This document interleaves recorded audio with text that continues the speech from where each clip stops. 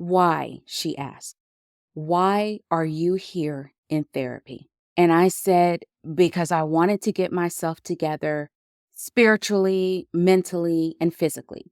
I can't lose the weight if I don't get rid of the emotional trauma and baggage. And not having my mental health together is impacting my spiritual life. And once again, she says, why? Why what? I'm asking. And she goes, why do you have to do all those things?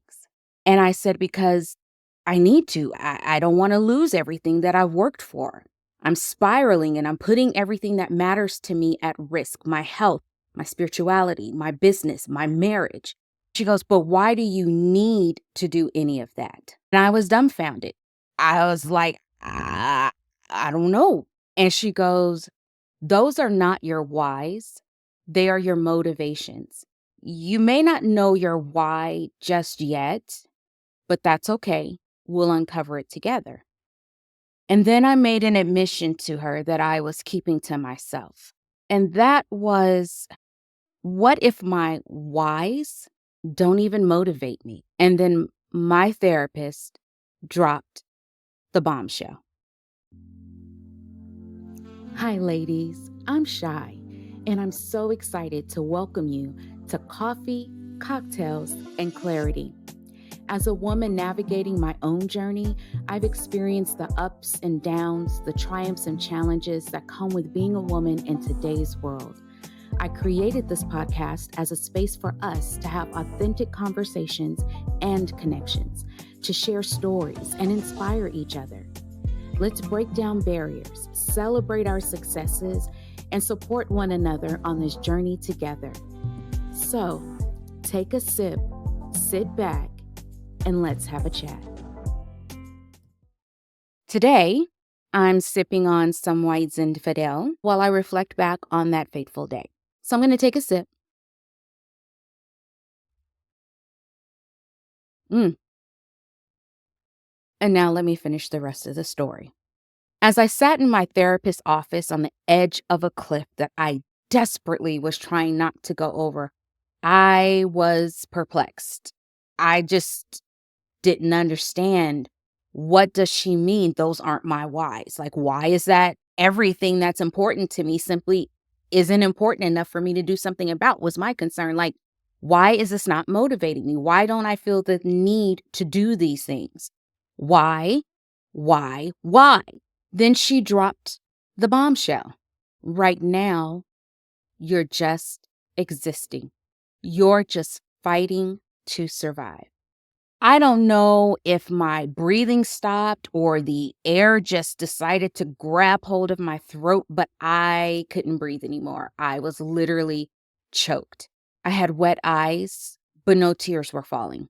And then she goes, and we'll leave it here for the day. And I'm sitting there like, are you kidding me right now? Like, I was like full blown ticked off because I'm like, how are you going to open this Pandora's box and leave me to deal with the aftermath? I was hurt, angry, confused, and frustrated. And I left her office feeling defeated in a way. It felt like she had ripped off a Band-Aid to a wound that I didn't even know hadn't fully healed yet, and it was now re-exposed. And I felt fully exposed. So what I didn't tell her, though, was that in that very moment, the very first thought that came to me and scared me to no end when she said I was fighting to survive was the thought that I didn't know I wanted to die. So I walked out of her office and I go to my car and I just kept saying to myself, I didn't know I wanted to die. The tears fell out onto my hot cheeks. I remember it was a beautiful sunny day and it should have been a day where I was full of energy and full of life.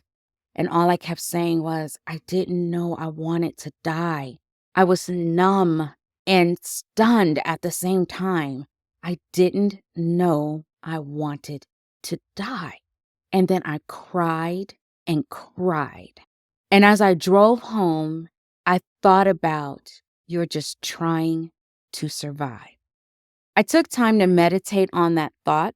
That's when I came to the conclusion that I didn't want to literally die. I didn't have ideation. I just wanted all the things I was going through to die, to be gone. The trauma, the pain of deep grief, the depression, the weight of the last 7 years, which is a whole other story for another podcast. I wanted the spiral that I was in to just stop, to all just die. I wanted to be reborn, to be resurrected, if you will. I wanted to be fresh. That's when I was scrolling through Instagram and came across this stitch. And I'm still trying to find the original content creators. So if you know them and you hear this or you see this and you're familiar with it, please send a message to me so I can reach out to them. But this was an interesting stitch. Give it a listen. What was that flip of a switch moment that permanently changed your life or perspective? It was my first day in therapy, and my therapist said, "You seem really well adjusted for someone who's never gone to therapy. Why are you here?" And I said, "I'm a good husband, I'm a good father, I'm a good friend, I'm a good employee, but I want to be great at all those things, and I feel like if I could be great at those by myself, I would have been by now, so I'm getting help." And she said, "Employee is someone you are for your job, husband is someone you are for your wife, father is someone you are for your son, and friend is someone you are for your friends. Who are you for yourself? Who are you outside of those roles?" And then the waterworks happened, and I heard myself say, "I'm not sure there's much of a person at the end of all that." And that was the beginning of me figuring out who I was at 30-something years old.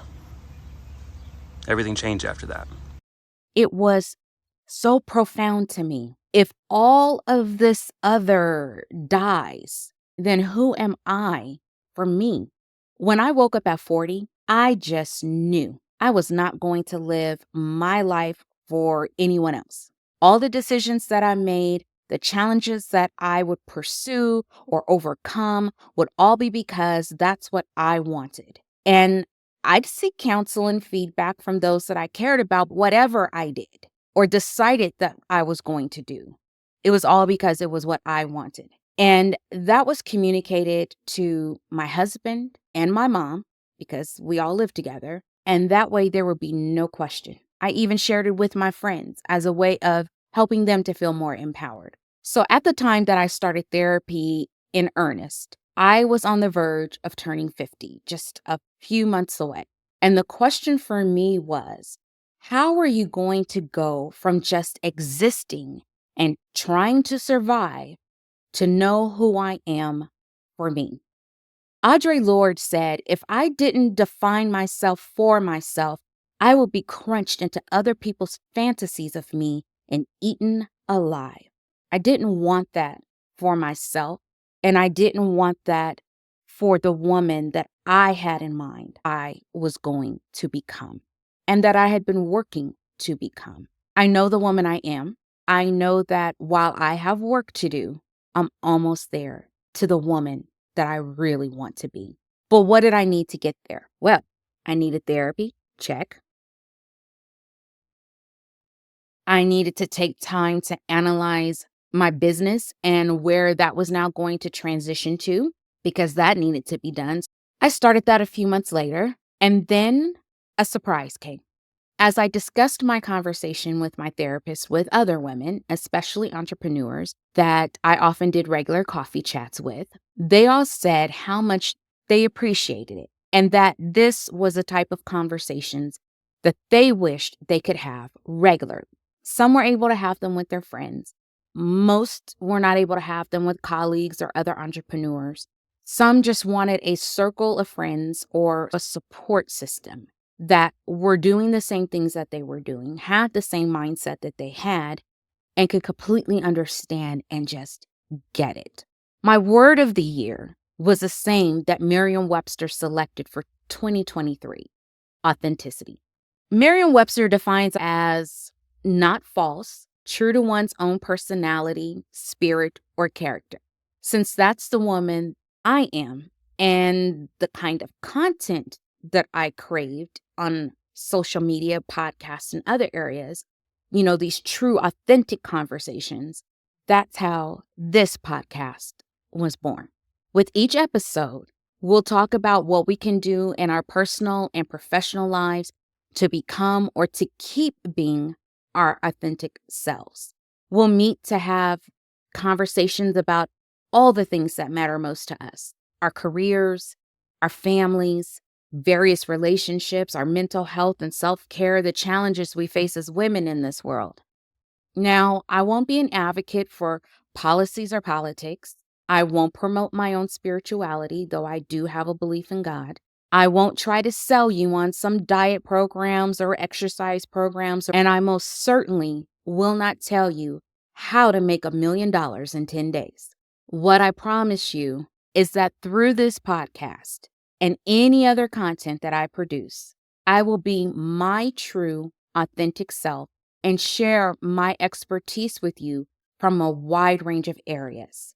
But specifically, I focus on communication and leadership.